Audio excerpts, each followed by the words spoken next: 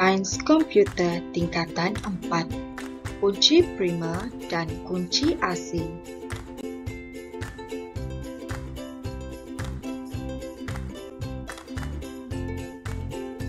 Masih ingatkah Anda dengan set hubungan? Dalam set hubungan, sesuatu entiti boleh dikaitkan dengan suatu entiti yang lain.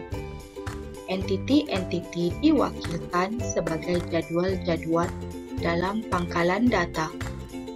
Kunci hubungan menghubungkan jadwal-jadwal yang mewakili entiti-entiti dalam set hubungan.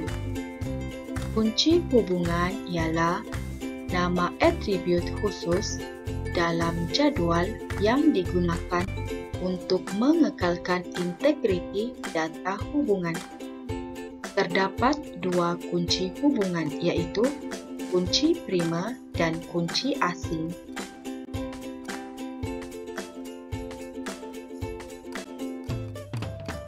Seterusnya, mari kita lihat maklumat berkaitan kunci primer.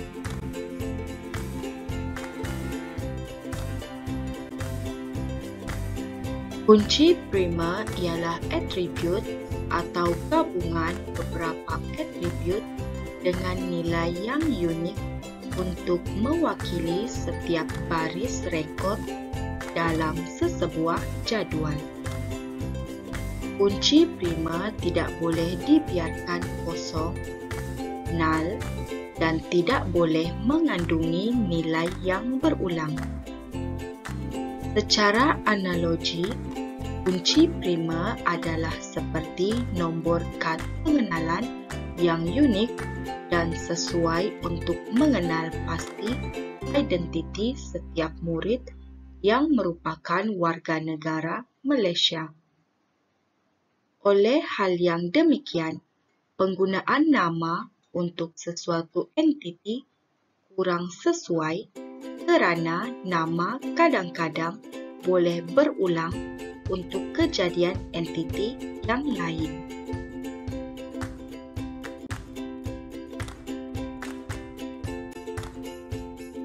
Seterusnya, mari kita lihat ciri-ciri kunci primer. Ciri pertama ialah kunci primer mempunyai nilai unik, iaitu hanya satu-satunya sahaja. Ciri kedua ialah kunci primer tidak boleh dibiarkan kosong, null, iaitu tanpa mengisi data dalam barisnya. Ciri ketiga ialah kunci primer tidak boleh mempunyai nilai yang sama secara berulang. Akhir sekali, kunci primer merupakan nilai yang tetap dan tidak berubah. Seterusnya, mari kita lihat antara kepentingan penggunaan kunci primer. Kepentingan pertama ialah memastikan setiap rekod lama yang tersimpan tidak bertindih dengan rekod baru. Kedua, memberikan identiti yang unik bagi setiap rekod yang disimpan di dalam pangkalan data. Ketiga, menjadikan data yang disimpan adalah utuh kerana setiap rekodnya mempunyai satu nilai yang unik sebagai pengenalan diri. Keempat, mengelakkan berlakunya pertindihan data daripada rekod yang sama berulang-ulang disimpan di dalam pangkalan data. Seterusnya dapat menjimatkan ruang stor komputer. Akhir sekali ialah memudahkan proses carian dan capaian atas rekod. Rekod yang hendak dicari boleh dicapai dengan membuat carian menggunakan kunci primer. Seterusnya, mari kita lihat maklumat berkaitan kunci asing. Kunci asing ialah atribut yang mengandungi nilai kunci primer daripada jadual sasaran. Dengan kata lain, untuk menghasilkan hubungan di antara dua jadual, jadual yang ingin mewujudkan hubungan akan menambahkan atribut kunci prima daripada jadual sasaran sebagai kunci asing. Raja berikut menunjukkan hubungan antara kunci prima dan kunci asing yang menggunakan contoh jadual hubungan pinjaman dan peminjam.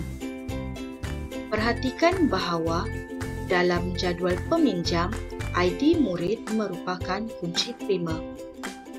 Dalam jadual pinjaman pula, ID murid bertindak sebagai kunci asing untuk menghubungkan antara dua jadual tersebut.